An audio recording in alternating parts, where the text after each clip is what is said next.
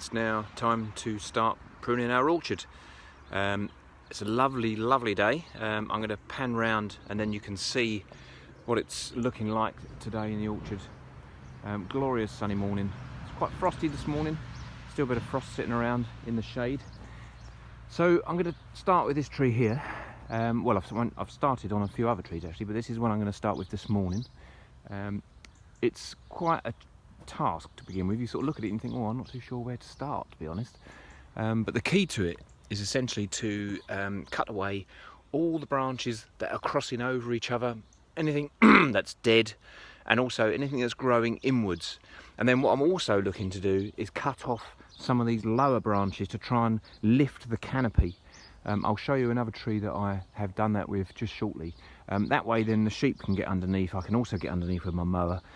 Some of these lower branches are also growing downwards, which then makes it a little bit tricky. And once the fruit's on, they obviously come down even further and sometimes even touch the grass.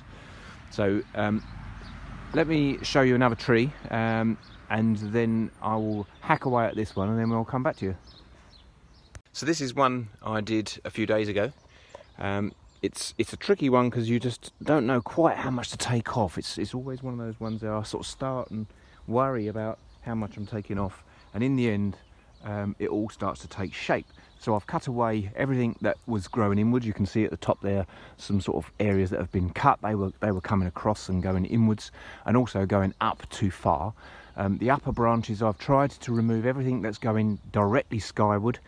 If they're bending out and sort of coming to the side, I've left those, although these are probably a little bit long and I probably need to cut those back a little bit shorter to get to the thicker wood, which I'll probably do a bit later on. But what you'll also notice on this one is that I have cut off anything that was low and bending downwards, and you can see there's quite a lot of cutting gone on in this lower area, and that's what I was mentioning on that tree back there.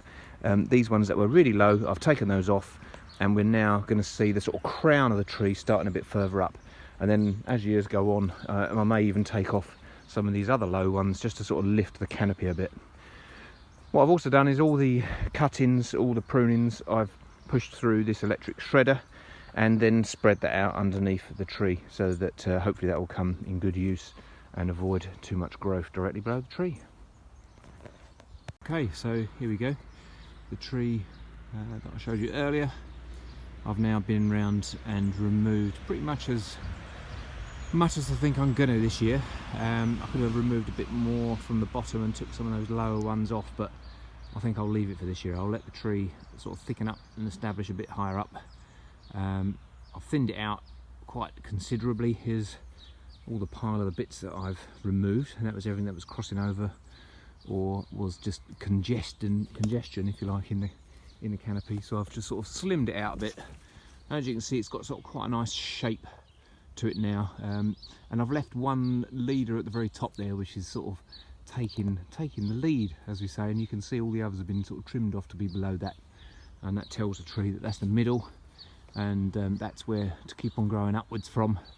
Although I'll probably take that out maybe next year just to sort of restrict the height too much. I don't want it too big, but still you can see I've taken off quite a lot at the bottom as well on this again, just to raise that canopy up. Just thinking I hadn't told you what tools I'd use, so that's probably good to do that. We have the long extendable pruners, loppers. You can see on the top there it's got that sort of chain operated lopping device, and then there's also a saw that you can attach to that if you've got anything that's a bit thicker up top that needs to be cut out. Also use these loppers, extending handle loppers, just to get anything that's a bit thick low down, and then down to my secateurs, and then a small pruning saw for anything that's down the bottom of the tree. And yeah, that's pretty much it. Yeah, thanks for taking interest. Cheers.